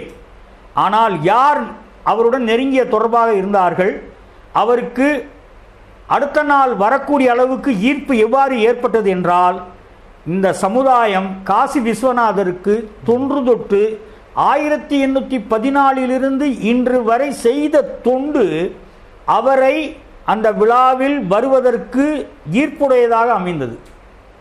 அவருக்கு பணமோ பொருளோ கொடுத்து அவரை வரவழைக்கவில்லை, அவர் அதற்காகவும் வரவில்லை. அவர் உள்ளே நுழைந்தார். வரும்பொழுது ஒரு பெண்மணி அவர் கூட வந்தார். அந்த பெண்மணி அந்த வாசப்படியை தொட்டு கும்பிட்டார். காசி சத்திரத்தில் நம்முடைய ஐயாக்கள் கட்டிய சம்போ செல்கின்ற அந்த வாசப்படியை தொட்டு கும்பிட்டார். அமைச்சர் உடனே அந்த இடத்தில் நின்று விட்டார். என்னன்னு கேட்டார். பிறகு எனக்கு தெரிந்தது, அவருடைய சகோதரனுடைய மகள், நம்மளுடைய விடுதிக்கு பக்கத்தில் அவர்கள் வசிக்கிறார்கள். காசி விஸ்வநாதரை சென்று அவர்களால் தரிசிக்க முடியவில்லை. ஆனால் ஒவ்வொரு நாளும் அந்த பெண்மணி மட்டுமல்ல, அந்த பகுதியில் வசிக்கிறவர்கள் அந்த சம்போ கொண்டு போய் விஸ்வநாதருக்கு அபிஷேகம் செய்யக்கூடிய பாக்கியம் பெற்ற சம்போ கிளம்புகின்ற இடத்தை அவர்கள் புனிதமாக கருதுகின்றார்கள். 1814 இருந்து எத்தனையோ செல்வந்தர்களை கொண்ட இந்தியா, எத்தனையோ செல்வந்தர்களை கொண்ட இந்து மதம் இந்த சம்போவை கொண்டு செல்வதற்கு வாய்ப்புள்ள பல கோடி மக்கள் வாழ்ந்தாலும் அந்த பாக்கியம் கிடைக்கப்பெற்றது நகரத்தாருக்கு மட்டுமே. மேலும் அந்த சம்போ எந்தவித தங்கு தடையுமின்றி கங்கையில் வெள்ளம் புரண்டு ஓடினாலும் 18 படிகளுக்கு மேல் முதல் தளம் தரைத்தளம் அமைந்துள்ள காரணத்தால் படகு மூலமாகவும் சம்போ சென்றுள்ளது. கோவிட் காலத்திலும் சம்போ சென்றுள்ளது. 144 தடை விதிக்கப்பட்ட காலத்திலும் சம்போ சென்றுள்ளது. யாருமே கோயிலுக்குள் செல்லக்கூடாது, உலகை உலுக்கிய கோவிட் இருந்த காலத்திலும் கோயிலுக்குள் அனுமதிக்கப்பட்டவர்கள் அங்கு உள்ள பாண்டாக்கள், நகரத்தாரனுடைய சம்போ, ஈவோ, துணை ஈவோ, இவ்வளவு பேர் தான் கோயிலுக்குள் அனுமதிக்கப்பட்டார்கள். அதில் சேவைக்காக சென்றது இந்த சமுதாயம் ஏற்படுத்திய சம்போ. ஆக நான் இந்த இடத்தை தொட்டு வணங்கிவிட்டு செல்கின்றேன் என்ற பெண்மணி தன் தாய் மாமனான மகேந்திரநாத் பாண்டே அவரிடம் எடுத்துரைத்தார்கள். மகேந்திரநாத் பாண்டே அவர்கள் சிறப்புரையாற்றினார்கள். அப்பொழுது அவர்கள் கூறிய கருத்து மிகவும் சிந்திக்க வைத்தது. வாரணாசியில் பல்வேறு சமுதாயத்தினர்கள் வாழ்கின்றார்கள். கோடிக்கணக்கான இன்வெஸ்ட்மெண்ட் செய்து தொழிலதிபர்கள் இருக்கிறார்கள். ஆனால் இந்த சம்போ உங்களுக்கு பெருமை சேர்க்கின்றது. காசி சத்திரத்தினுடைய வரலாற்றிலும் சரி, காசி விஸ்வநாதர் கோயில் வரலாற்றிலும் சரி, இந்திய நாட்டின் புனித ஸ்தலங்களின் வரலாற்றிலும் சரி, இந்த காசி விஸ்வநாதர் கோயிலுக்கு பெருமை சேர்த்தவர்கள் 3 பேர். ஒன்று, இந்த கோயிலை புனரமைத்த ஐலியாபாய் அவர்கள். 2, காசி விஸ்வநாதர் கோயிலுக்கு கோபுரத்தில் தங்கம் முலாம் பூசி அனைத்து மராமத்துக்களும் செய்த அரசர் ராஜ்நாத் சிங். 3ஆவதாக இருப்பது இந்த நாட்டுக்கோட்டை நகரத்தார் சமுதாயம். 4ஆவதாகத்தான் இந்த பாரத பிரதமர் மோடி அவர்கள். ஆக ஒரு கற்றறிந்த மனிதர், ஒரு இந்தியாவினுடைய ஒரு முக்கிய பொறுப்பை வகிக்கும் ஒரு அமைச்சர், மோடியை தலைமையாக கொண்டு ஆளுகின்ற இந்த பாரத நாட்டின் மோடியினுடைய அரசவையில் உள்ள ஒரு அமைச்சர் தன்னுடைய பாரத பிரதமரை 3ஆவதாக சொல்லவில்லை. நீங்கள் பிறந்து உங்கள் ஐயாக்கள் தேடிய அந்த அறப்பணியை போற்றி அவர் அன்று பதிவு செய்தார். எதற்காக இதை நான் சிக்ரா நந்தவனத்துடன் எடுத்துச் சொல்கிறேன் என்றால், அமைச்சர் மகேந்திரநாத் பாண்டே வந்துள்ளார். மத்திய அரசாங்கத்தினுடைய ஆதரவு, கட்சியினுடைய ஆதரவு அல்ல. அந்த விழா நடக்கும் பொழுது சில வாட்ஸ்அப்பில் போட்டார்கள், காசி சத்திரத்தை அரசியலாக்குகிறார்கள் என்று. ஆனால் நாங்கள் எந்த அரசியல்வாதியிடமும் செல்லவில்லை. இந்த சொத்தை மீட்க வேண்டும் என்ற காரணத்தால் இன்று ஆளுகின்ற அரசாங்கத்திடம் சென்றோம். அன்று எங்களுக்கு ஒரு தைரியம் கிடைத்தது, எப்படியும் அந்த சொத்தை மீட்டு விடுவோம் என்று. இப்போ இந்த சொத்தினுடைய சிக்ரா நந்தவனத்து சொத்தினுடைய நிலைப்பாடு, உண்மையான நிலைப்பாடு 2019 வரை எவ்வாறு இருந்தது? சிக்ரா நந்தவனத்தை பற்றி எந்த ஒரு செய்தியும், சரியான செய்தியும் நகரத்தார்களுக்கு தெரியாது. காரணம், யாரும் அங்கே செல்ல முடியாது. ஒரு சில குறிப்பிட்ட முன்னாள் நிர்வாகிகள், ஒரு சிலர் யாருக்கு உண்ணாவுடன் நெருங்கிய தொடர்பு இருக்கோ அவர் மட்டும்தான் செல்லலாம். அவ்வளோ பெரிய சொத்தும் அவருடைய தனித்த ஆளுகையின் கீழ் இருந்தது. சொத்தை பார்க்க வேண்டும் என்று கூறினால் காசியில் உள்ள மேனேஜருக்கு முதலில் ஒரு அச்ச உணர்வு ஏற்படும். அவர் யாரையும் கூட்டிக் கொண்டு செல்ல மாட்டார். அவரால் முடிந்த பதில், நான் அந்த இடத்தில் இருந்தாலும் என்ன சொல்லுவேன் என்றால், முன்னாவிடம் 6 உயர்ந்த ரக நாய்கள் உள்ளன, உள்ளே செல்ல முடியாது. முன்னால் 6 துப்பாக்கிகள் இருக்கும். இப்பொழுது ஆங்கிலத்தில் சொல்கிறார்களே பவுன்சர்ஸ், அவங்க 10 பேர் இருக்காங்க. சர்வேலன்ஸ் கேமரா வைத்து அவர் கண்காணித்து கொண்டிருக்கின்றார். ஆகையால் நீங்களாக தனியாக சென்று பார்க்க முடியாது என்று. ஆனால் என்னை போன்று நிர்வாகத்தில் உள்ளவர்கள் அவரிடம் பேசி சமரசம் கண்டு எப்படியாவது ஒரு முடிவுக்கு வர வேண்டும் என்று எல்லா நிர்வாக குழுவினரும் முயற்சி செய்தார்கள். அதில் எந்தவித மாற்று கருத்தும் கிடையாது. அவர்களால் இயன்றவரை அதை முயற்சி செய்தார்கள். ஆனால் முன்னா ஊர் 2 கெட்டால் கூத்தாடிக்கு இழப்பம் என்ற வகையில் இன்று வருவார்கள், விஸ்வநாதரை போய் தரிசிப்பார்கள். 3ஆவது நாள் இங்கிருந்து பிரயாணமாகி விடுவார்கள். அவர்கள் வரும்பொழுது நல்ல டீ பிஸ்கட் கொடுத்து இனிமையாக பேசி, நீங்கள் சொல்கிறதுக்கெல்லாம் எனக்கு சம்மதம், நீங்கள் எப்படி சொல்கிறீங்களோ நான் செய்கிறேன், நீங்கள் பால் குடம் எடுக்கிறீங்களா, நானும் பால் குடம் எடுக்கிறேன் அப்படின்னு பேசிவிட்டு இந்த சொத்தை தன்னுடைய சுய சொத்தாக அனுபவித்துக் கொள்வதில் தான் அவன் மும்முரமாக இருந்தார். இவர்களால் எதுவும் செய்ய முடியாது. 2000 கிலோமீட்டருக்கு அப்பால் நம்மளை எதுவுமே பண்ண வராது. ஆகையால் என்றென்றும் இந்த சொத்துக்கள் நம்முடைய சொத்துக்கள். உத்தரப்பிரதேச மாநிலத்தில் உள்ள காசி சத்திரத்தில் உள்ள பிற சொத்துக்களில் உள்ள ஆக்கிரமிப்பாளர்களுடன் ஒன்று சேர்ந்து சிண்டிகேட் ஃபார்ம் பண்ணி ஒருத்தருக்கு ஒருத்தர் வாட்ஸ்அப் குழு ஆரம்பித்து எப்பொழுது இந்த நிர்வாகத்தினர் இந்த சொத்தை பற்றி சிந்திக்க ஆரம்பிக்கிறார்களோ அப்பொழுது நம் இனத்தவர்களை வைத்து நம்மளே நம்ம கண்ணை குத்த செய்தார். ஆக சிக்ரா நந்தவனத்தினுடைய சொத்தினுடைய அமைப்பு அதனுடைய பிரதான சாலையில் அமைந்துள்ளது. 2 பக்கமும் அந்த சொத்தை அடைவதற்கு வழி இருக்கின்றது என்பது கூட நிறைய நகரத்தார்களுக்கு தெரியாது. ஆக விழிப்புணர்வு ஏற்படுத்த வேண்டும் என்று நினைத்து இந்த விவரங்களை நாங்கள் ஒன்று சேகரித்து ஒரு புஸ்தகமாக போட்டு செயற்குழு உறுப்பினர்கள் மத்தியில் நாங்கள் இதை சர்க்குலேட் செய்தோம். அந்த புத்தகத்தில் இந்த சொத்தினுடைய அமைப்பு, 2 பக்கம் இருக்கக்கூடிய பாதை, அந்த சொத்தில் சம்பந்தப்பட்ட முன்னால் எடுத்த நடவடிக்கைகள், அதனுடைய தீர்மானங்கள் அவ்வளோத்தையும் எடுத்து ஒரு புக்லெட்டாக போட்டோம். பின்பு இந்த சொத்தினுடைய வீடியோ எடுத்து பொதுக்குழுவிலும் காண்பித்தோம். இதற்காக ஏற்படுத்திய குழு சென்று முன்னாவை சந்தித்தது. அந்த குழுவில் ஆத்தங்குடியைச் சேர்ந்தவரும் ஐசிஐசிஐ வங்கியில் பணி நிறைவு செய்த நாச்சியப்பன் அவர்கள் ஒருங்கிணைப்பாளராக இருந்தார்கள். அதில் முன்னாள் நிர்வாகிகளும் இருந்தார்கள். அவர்கள் சென்று முன்னாவிடம் போய் பேசினார்கள். எங்களுடைய செயற்குழுவில் ஏற்பட்ட விவாதங்களை எடுத்துரைத்தார்கள். அதில் முக்கியமான ஒன்று, 4000 சதுரடி உனக்கு தருவதாக ஒரு ஒப்பந்தம் இருக்கின்றது. அந்த ஒப்பந்தத்தின்படி 4000 சதுரடியை உனக்கு கொடுத்து விடுகின்றோம். மீதி உள்ள 62,500 மீத உள்ள சொத்தை நாங்கள் உடனடியாக எடுத்து நகரத்தாருக்கு பயனுள்ள வகையில் செயல்படுத்த வேண்டும் என்று கூறினோம். இந்நிலையில் கோவிட் தாக்கம் ஏற்பட்டது. அவரும் என்னுடைய தகப்பனாரிடம் சென்று கேட்டுவிட்டு நான் உங்களுக்கு பதில் தருகிறேன் என்று கூறினார். இந்த குழு வாரணாசியில் நம்முடைய சத்திரத்தில் கூடி பேசியது.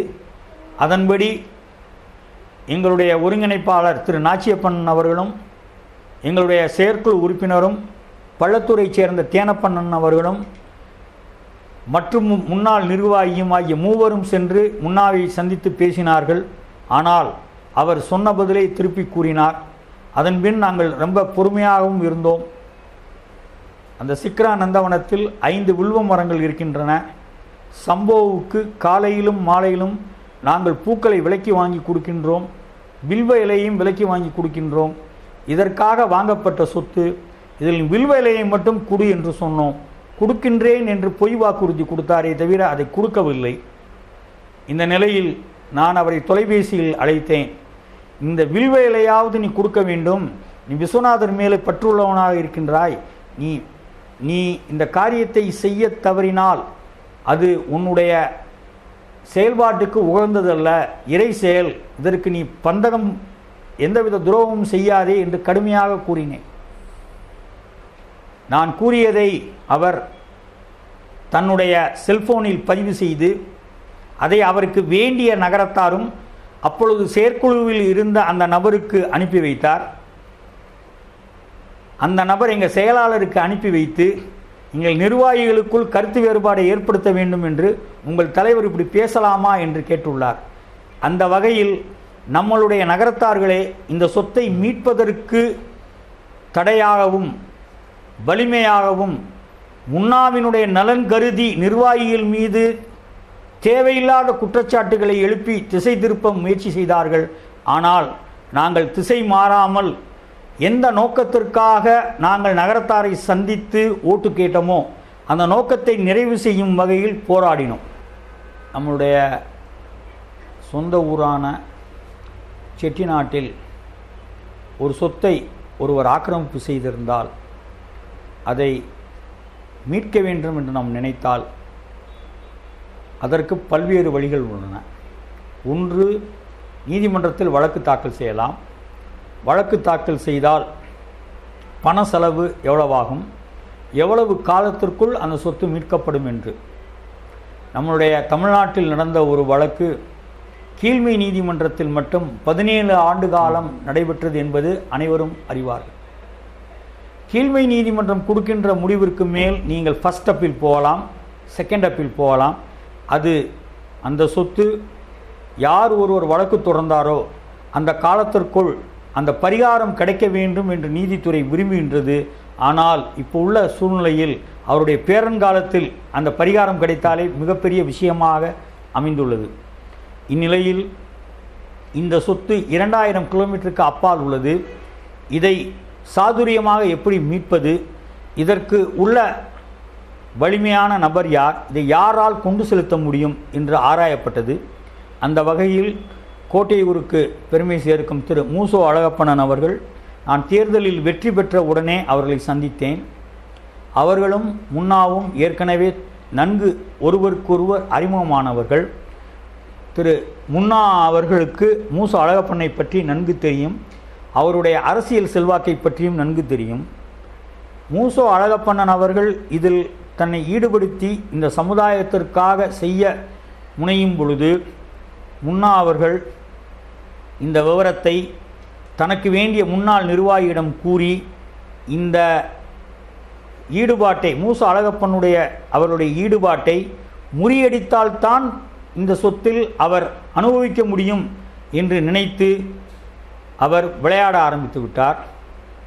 ஆகையால் மூசோ அழகப்பண்ணன் அவர்கள் கூறிவிட்டார்கள், நீங்கள் பொதுக்குழுவில் முடிவெடுத்து விட்டு என்னிடம் வாருங்கள், முன்னாள் நிர்வாகி யார் முன்னாவை உங்களுக்கு அறிமுகப்படுத்தினாரோ அவர் உங்களுடைய செயற்குழுவில் இருக்கிறார், அவரை வைத்தே கூட நீங்கள் முயற்சி செய்யுங்கள், இல்லாவிட்டால் அது காசி விஸ்வநாதருடைய அருள் என்று வருத்தமாகவே கூறினார்கள். முன்னாள் நிர்வாகி செயற்குழு உறுப்பினர் அவருடைய தலைமையின் அவருடைய ஆலோசனையின்படி தான் நாங்கள் வாரணாசி சென்றோம். அவருடைய ஆலோசனையின்படி தான் நேரங்கள் குறிப்பிடப்பட்டது. அந்த நேரத்தில் தான் பேசினோம். ஆனால் ஓராண்டு காலமாகியும் இதற்கு எந்தவித ஏற்பாடும் இல்லாத பொழுது, சொத்தை மீட்பதற்கு ஒரு துளியும் முன்னேற்றம் இல்லாததை கண்டு நாங்கள் மனம் வருந்தினோம். 3 ஆண்டு காலமும் இப்படியே சென்று விடுமோ என்று நாங்கள் அஞ்சினோம். மீண்டும் அரிமளம் முன்னாள் போலீஸ் துணை கண்காணிப்பாளர் முத்துக்குமார் அவர்கள் மூலமாக திரு மூசோ அழகப்பண்ணன் அவர்களை சந்தித்தோம். மூசோ அழகப்பண்ணன் அவர்கள் மிகவும் தெளிவாக கூறினார்கள், இது நகரத்தார் சம்பந்தப்பட்டது, உங்களுடைய பொதுக்குழு சம்மதித்தால் நான் செய்ய தயாராக இருக்கின்றேன், நகரத்தாருக்காக அந்த சொத்தை மீட்டு கொடுப்பதில் நான் உறுதியாக இருக்கின்றேன் என்றார். அந்த அளவுக்கு நகரத்தாருடைய ஆதரவுடன், பொதுக்குழுவினுடைய ஆதரவுடன், செயற்குழு நிர்வாக குழுவினுடைய ஆதரவுடன் தீர்மானம் நிறைவேற்றப்பட்டது. அவர்கள் வசம் அந்த பொறுப்பு ஒப்படைக்கப்பட்டது. பொறுப்பு ஒப்படைக்கப்பட்ட பின் திரு மூசோ அழகப்பண்ணன் அவர்கள் முன்னாவிடம் பேசினார்கள். 4000 சதுரடியை கொடுத்து வேண்டுகின்றோம், அதற்கு உண்டான வழிமுறைகளை நீ ஆராய்ந்து தயாராக வைத்து வை, 15 நாட்களில் நான் வருகின்றேன், இதை சுமூகமாக முடித்துக்கொள்வோம் என்று. ஆனால் முன்னா திரு மூசோ அழகப்பண்ணன் அவர்களுக்கு இடமிருந்து நழுவி இந்த சொத்தை தானே அனுபவிக்க வேண்டும் என்று தீர்மானித்து மூசோ அழகப்பண்ணன் அவர்களிடம், உங்களுக்கு எவ்வளவு பணம் வேண்டுமோ அதை நான் தந்து விடுகின்றேன், நீங்கள் இதில் இருந்து ஒதுங்கிக் கொள்ளுங்கள் என்று கூறிவிட்டார். இதில் ஆத்திரமடைந்த கோபமுற்ற திரு மூசோ அழகப்பண்ணன் அவர்கள், நீ என்ன எனக்கு கமிஷன் தருகிறாய், இது எங்களுடைய முன்னோர்கள் காசி விஸ்வநாதருக்காக வாங்கி வைத்த சொத்து, இந்த சொத்து உனக்கும் இல்லை, எனக்கும் இல்லை, என் குடும்பத்தாருக்கும் இல்லை, உன் குடும்பத்தாருக்கும் இல்லை, இது விஸ்வநாதருக்காக உள்ள நந்தவனம், இது நகரத்தார்களுடைய பராமரிப்பில் உள்ளது, நகரத்தார்கள் தொன்று தொற்று அதை சேவை செய்ய விரும்புகிறார்கள், இது என்றைக்கும் இது நகரத்தாருடைய சொத்து, நீ பேசியது முறையில்லை, என்னால் எப்படி இந்த சொத்தை மீட்க முடியுமோ அந்த வகையில் நான் மீட்டு விடுவேன் என்று உறுதிப்பட அவர்கள் கூறிவிட்டார்கள். இந்த சூழ்நிலையில் திரு மூசோ அழகப்பண்ணன் அவர்களுக்கு கோவிட் காலத்தில் உடல்நிலை பாதிக்கப்பட்டு ஹீமோகுளோபினுடைய கண்டென்ட் 7 என்ற அளவுக்கு சென்று விட்டது. இருந்த போதிலும் அவர்கள் தனக்கு வேண்டிய உயர்நிலை அதிகாரிகள் மற்றும் நண்பர்கள் மூலமாக தொடர்பு கொண்டு அங்கு உள்ள முன்னாவினுடைய நடவடிக்கைகளை கூர்மையாக ஆய்வு செய்தார்கள். அவர்கள் கிடைத்த அறிக்கையின்படி ஒரு நாளைக்கு அது ரிசப்ஷன் லானாக பயன்படுத்தப்பட்டு பல லட்சம் ரூபாய் வாடகையாக பெறப்பட்டது. இதில் முதல் படியாக அந்த ரிசப்ஷனுக்கு யார் யாரெல்லாம் சர்வீஸ் ப்ரொவைடர்ஸோ, அதாவது வாடகைக்கு டேபிள் சேர் கொடுக்குறவங்க, டெக்கரேஷன் லைட் போடுறவங்க, சேரியட் ஹார்ஸ் கொடுக்குறவங்க, அங்கே உள்ள குக்கு, இந்த மாதிரி ஆட்கள் யார் யார் என்று விசாரிக்கப்பட்டு அவர்களுடைய தொடர்பு துண்டிக்கப்பட்டது. அந்த நாள் முதல் இன்று வரை அங்கு எந்த ஒரு திருமணத்திற்கும் அந்த ஐயாக்கள் கண்ட நந்தவனம் பயன்படுத்தப்படவில்லை. இந்த செய்தி நிர்வாகத்தினருக்கும் சிக்ரா மீட்பு குழுவினருக்கும் பொதுக்குழு உறுப்பினர்களுக்கும் நன்கு தெரியும். இந்த நிலையில் காசி சத்திரத்தினுடைய பொதுக்குழு கூட்டம் நடைபெற்றது. திரு முத்துக்குமார் அவர்கள் மூசோ அழகப்பன் சார்பாக அந்த கூட்டத்தில் கலந்து கொண்டார்கள். அப்பொழுது முத்துக்குமார் அவர்கள் பொதுக்குழுவில் பேசினார்கள். அப்பொழுது அவர்கள் ஒரு கேள்வியை பொதுக்குழுவில் முன்வைத்தார்கள். நகரத்தார்களின் முக்கிய அமைப்பு ஒரு ஜனநாயக முறைப்படி 76 ஊரையும் பிரதிபலிக்கக்கூடிய ஒரு அமைப்பு. இன்றைக்கு நகரத்தார் மத்தியிலே செயல்படக்கூடிய ஒரு அமைப்பு காசி சத்திரம். அதனுடைய பொதுக்குழு உறுப்பினர்கள் இன்று கூடி உள்ளீர்கள். இன்று அந்த சொத்து மிக முக்கியமான சொத்தாகும். இதில் முன்னாவிற்கு நாம் ஏதாவது 4000 சதுரடியோ அல்லது கூடுதலாக கொடுத்து அந்த பிரச்சனையை முடித்து கொண்டு மீதமுள்ள சொத்தை நாம் கைப்பற்றுவோமா, அல்லது ஒரு சதுரடி கூட இல்லாமல் எவ்வளவு செலவானாலும் பரவாயில்லை அவனை தூக்கி வெளியே சுத்துமா என்ற கேள்வி திரு முத்துக்குமார் அவர்களால் முன்வைக்கப்பட்டது.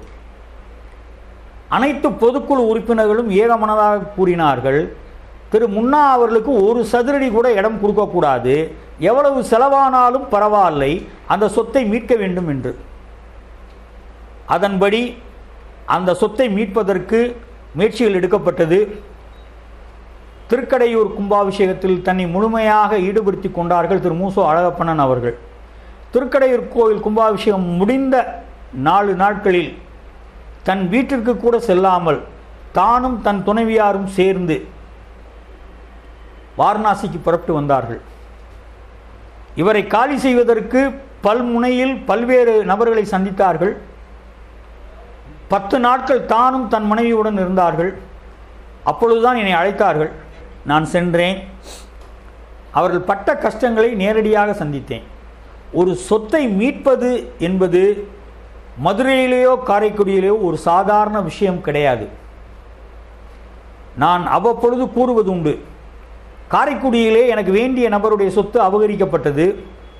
சொத்தை அபகரிக்கப்பட்டது என்று நான் காவல்துறையில் கண்காணிப்பாளரிடம் புகார் கொடுத்தால் காரைக்குடியை சார்ந்த எம்எல்ஏ நகரத்தாருடைய சொத்து என்று நமக்கு ஆதரவாக இருப்பாரா அல்லது ஆக்கிரமித்தவருக்கு ஆதரவாக இருப்பாரா?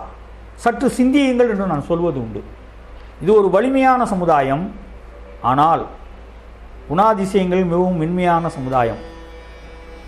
ஒரு காவல்துறை அதிகாரி உட்கார்றான்னு ஒரு செட்டியாரை பார்த்தாலே போதும், அவருடைய உயிர் அந்த இடத்துல போய்விட்டதாக அர்த்தம். ஏனென்றால் நாம் மரியாதையாக வாழ்ந்து கொண்டிருக்கின்ற சமுதாயம்.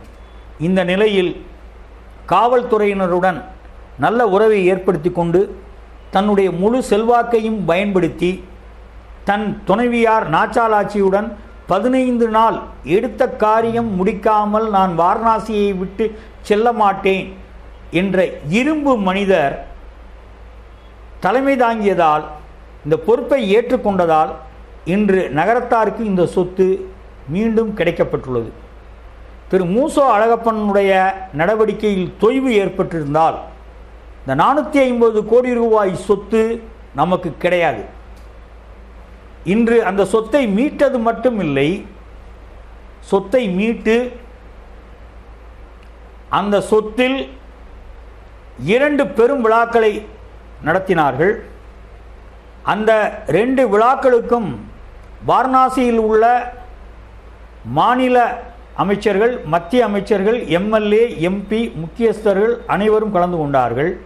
17 பத்திரிகைகளும் மீடியாக்களும் நமக்கு இந்த செயலுக்கு முக்கியத்துவம் கொடுத்தன. இவ்வளவு பெரிய சொத்து வாரணாசி மையப்பகுதியில் இருக்கின்றதா என்பதே நிறைய பேருக்கு தெரியாது. நாங்கள் காவல்துறை கண்காணிப்பாளரிடம் பேசிக்கொண்டிருக்கும் பொழுது அந்த கண்காணிப்பாளர் கேட்டார், 20 வருஷமா என்ன சார் பண்ணீங்க அப்படின்னு முதல்ல கேட்டார். சொத்தை மீட்டு கொடுத்த பிறகு இப்பொழுது என்ன சொல்கிறார் என்றால், நாங்கள் 24 மணி நேரமும் உங்களுக்கு சேவை செய்ய தயாராக இருக்கின்றோம், ஆனால் சொத்தை பாதுகாத்து பராமரிக்க வேண்டியது உங்கள் பொறுப்பு.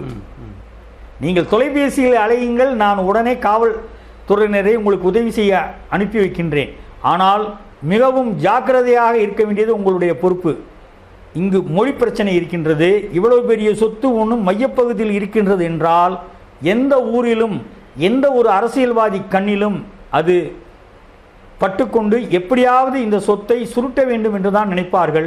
இதில் நீங்கள் விழித்துக்கொண்டு விழிப்புணர்வோடு இருப்பது உங்களுடைய கடமை என்று வலியுறுத்தினார்கள். திரு மூசோ அழகப்பன் அவர்களுடைய முயற்சியால் நம்முடைய தெலுங்கானா ஆளுநர் திருமதி தமிழிசை சவுந்தரராஜன் அவர்கள் வந்தார்கள்.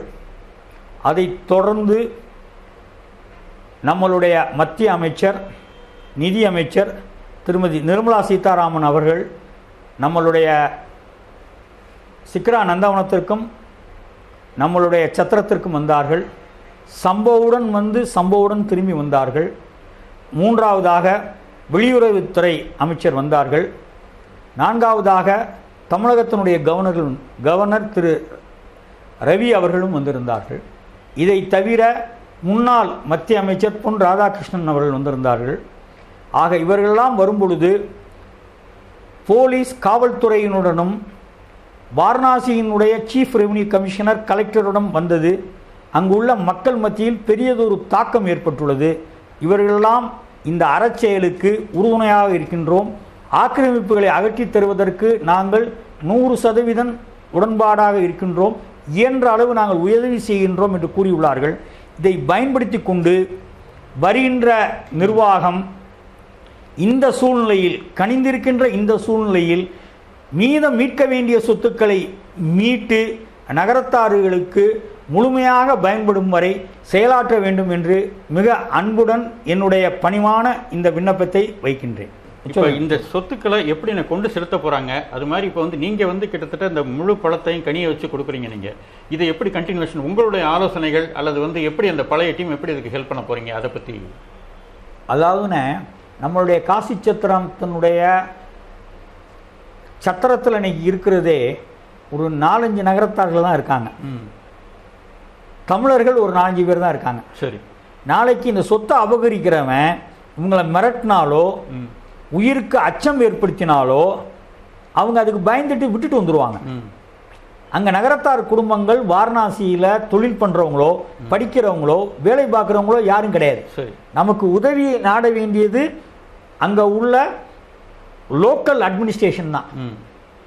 சென்ற பருவத்திற்கு முன்பாக இருந்ததை காட்டிலும் இப்பொழுது காவல்துறையினரிடமும் லோக்கல் அட்மினிஸ்ட்ரேஷனிடம் நமக்கு நல்ல உறவு இருக்கின்றது. இப்போ இந்த நல்ல உறவு இருக்கின்ற காரணத்தினாலும் தொன்று தொட்டு 1813 சம்போ செல்கின்ற காரணத்தினாலும் காசி விஸ்வநாதருக்கு செய்யக்கூடிய சேவைகளில் முக்கியமான அன்னதானம் என்ற சேவையும் இறை அருளால் நகரத்தார்களுடைய அறப்பணியால் அந்த சமுதாயத்திற்கு கிடைக்கப்பட்டிருப்பது என்பது முக்கியமான ஒரு வரலாற்று செய்தியாகும். சம்போ எப்படி நேரம் தவறாமல் ஒரு குவாலிட்டி தவறாமல் குறித்த நேரத்தில் செல்கின்றதோ இந்த மாதிரி சேவை செய்கிறவர்களுக்குத்தான் இந்த மத்திய அரசாங்கமும் மாநில அரசாங்கமும் கோயில் நிர்வாகமும் அன்னச்சத்திரங்கிற சேவையை கொடுக்க வேண்டும் என்று நிர்ணயிக்கப்பட்டார்கள். லோக்கல் அட்மினிஸ்ட்ரேஷன் நம்மளை பற்றி தெரிந்து கொண்டு நமக்கு இந்த வாய்ப்பை கொடுத்துள்ளார்கள். இன்று காசியில் விஸ்வநாதர் கோயிலுக்குள் செய்யக்கூடிய அறப்பணிகளில் ஒன்றான அன்னதானம் வழங்கக்கூடிய இந்த சமுதாயம் நமக்கு அந்த பாக்கியம் கிடைத்திருப்பதுங்கிறது பெரிய புண்ணியம். இன்று ஒரு நாளைக்கு 450 பேர் அங்கே சாப்பிட்டு இருக்காங்க. ஆக இந்த பணிகளை நாம் செய்து கொண்டு இருக்கின்றோம். ஆனால் இதை தொடர்ந்து செய்ய வேண்டும் என்றால் நமக்கு வாரணாசியில் வசிக்கக்கூடிய நகரத்தார்களின் எண்ணிக்கையை கூட்ட வேண்டும். இன்று சிக்ரா நந்தவனத்தை ஒரு 6 பேர் கொண்ட குழு கண்காணித்து கொண்டிருக்கின்றது. இந்த 6 பேரும் திருவண்ணாமலையிலிருந்து திரு மூசோ அழகப்பன் அவருடைய ஏற்பாட்டால் நடைபெற்று கொண்டிருக்கின்றது. இது அன்னை எவ்வளவு நாள் நிர்வாகம் தொடர்ந்து வைத்துக் கொள்ள வேண்டும் என்று இருக்கிறீர்களோ அந்த அளவுக்கு நான் உதவி செய்கிறேன் என்று மூசோ அழகப்பன் உறுதி கூறியிருக்கிறார்கள். அங்கு இருக்கிற அந்த 6 பேருக்கும் இந்த சொத்தை கைப்பற்றுவதற்கு முன்பாக என்ன நடந்ததோ அது அவ்வளவும் தெரியும். ஏன்னா அவங்க அவ்வளவு நாள் அங்கே தொடர்ந்து அங்கே இருந்து கொண்டிருக்கின்றார்கள். இப்போ இந்த சொத்தை பாதுகாக்கணும் அப்படின்னம்னா முன்னா நாள் கூட முன்னா பேரை சொல்லிக்கொண்டு நம்மளுடைய பிரதான நுழைவாயில் சிக்ரா நந்தவனத்துக்கு முன்னால் உள்ள பிரதான நுழைவாயிலுக்கு முன்பாக ஒருத்தன் அசைவ கடை போட்டான். உடனே எனக்கு தகவல் சொன்னாங்க. நான் சொன்னேன், இது மாதிரி நான் அவன்கிட்ட எடுத்து சொல்லு, இது எங்கள் சொத்து, எங்களை தவிர வேறு யாருக்கும் தெரியாது, நாங்கள் யாரையும் நிப்பாட்டலை, இல்லைன்னா நாங்கள் போலீஸை கூப்பிடுவோம்னு சொல்லி சொன்னோம். நாங்கள் இதை தைரியமாக சொல்லக்கூடிய சூழ்நிலை எப்படி ஏற்பட்டது என்றால், நிர்வாகத்திற்கும் லோக்கல் அட்மினிஸ்ட்ரேஷனுக்கும் போலீஸுக்கும் நெருங்கிய உறவு இருக்கின்ற காரணத்தால் தெரிந்தது.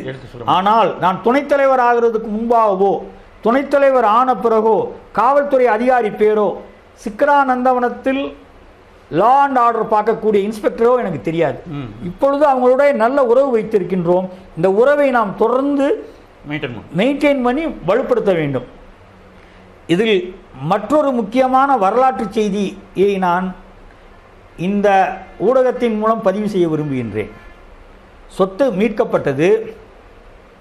என்ன நோக்கத்திற்காக அந்த சொத்து வாங்கப்பட்டது என்றால்,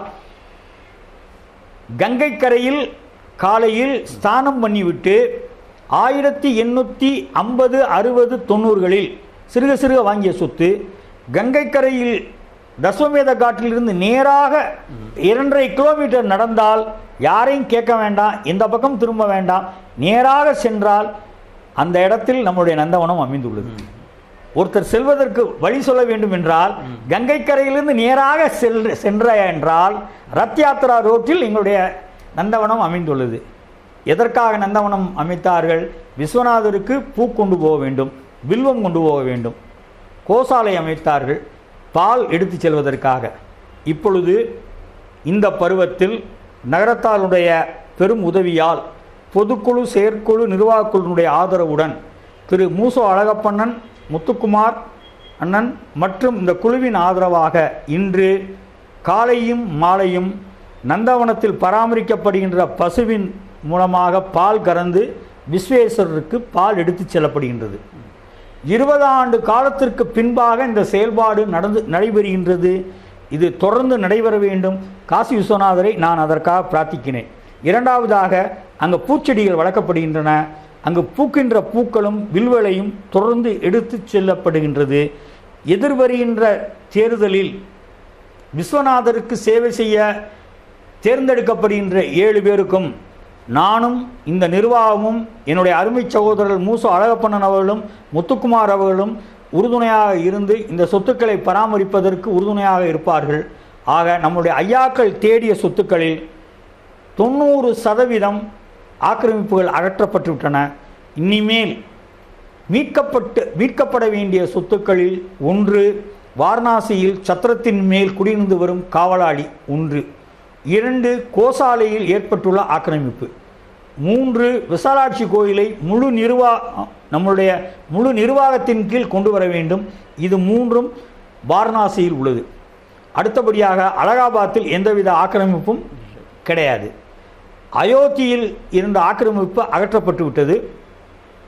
நாம் முனைப்பான சமுதாயம். அயோத்தியில் ரோடை அகலப்படுத்த உள்ளார்கள் என்று அறிவிப்பு வந்தது.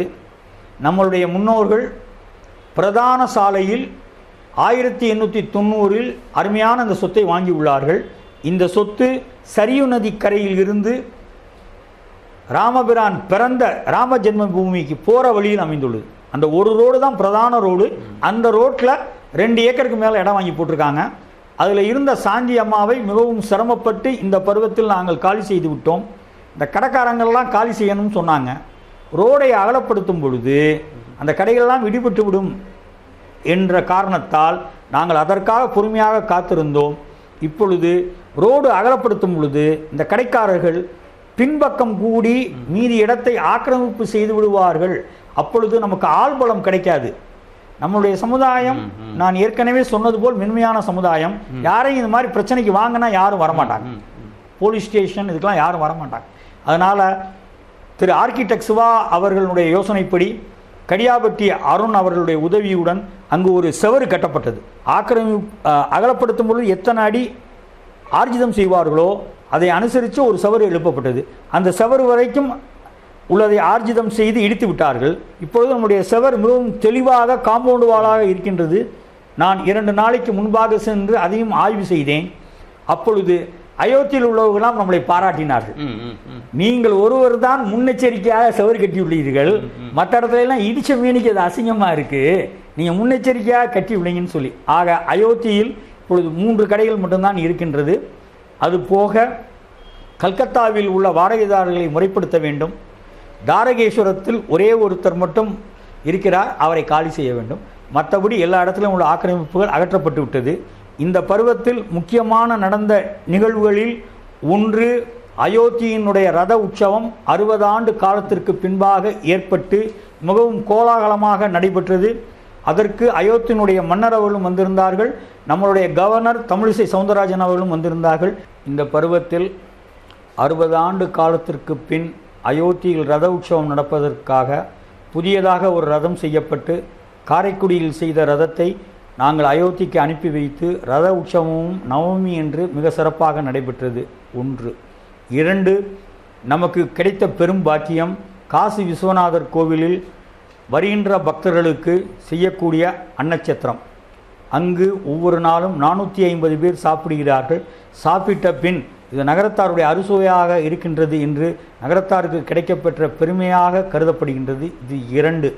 3வதாக அயோத்தியில் இருந்த சாந்தி அம்மாவை மிகவும் சிரமப்பட்டு காலி செய்யப்பட்டது. 4, வாரணாசியில் பசுமடத்தில் உள்ள கடை காலி செய்யப்பட்டது. அதன் பிறகு நகரத்தார்கள் போற்று வண்ணம் கொடுத்த வாக்குறுதியின்படி சிக்ரா நந்தவனம் மீட்கப்பட்டது. அதன் பின்பு 1008 கலசங்களை கொண்டு 121 சிவாச்சாரியார்கள் திரு பிச்சைக்குருக்கள் தலைமையில் இந்த சமுதாயம் சிறப்புற விளங்க வேண்டும் என்பதற்காக மகாருத்ர ஜபம் நடைபெற்றது. அதன் பின் சிக்ரா நந்தவனத்தில் அமைந்துள்ள சப்த அண்ணாமலையாருக்கு குடமுழுக்கு விழா காணப்பட்டது.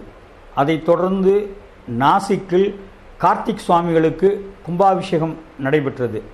அதன் பின்பு காசி சத்திரத்தில் உள்ள சொத்துக்களுக்கு அனைத்திற்கும் முறைப்படி ஆவணங்களை நேர்த்தி செய்து இன்றைய தேதி வரை என்னென்ன ஆவணங்களை நாம் பெற வேண்டுமோ அனைத்தையும் பெற்று காசி சத்திரத்தினுடைய சரியான பெயரில் பெறப்பட்டுள்ளது.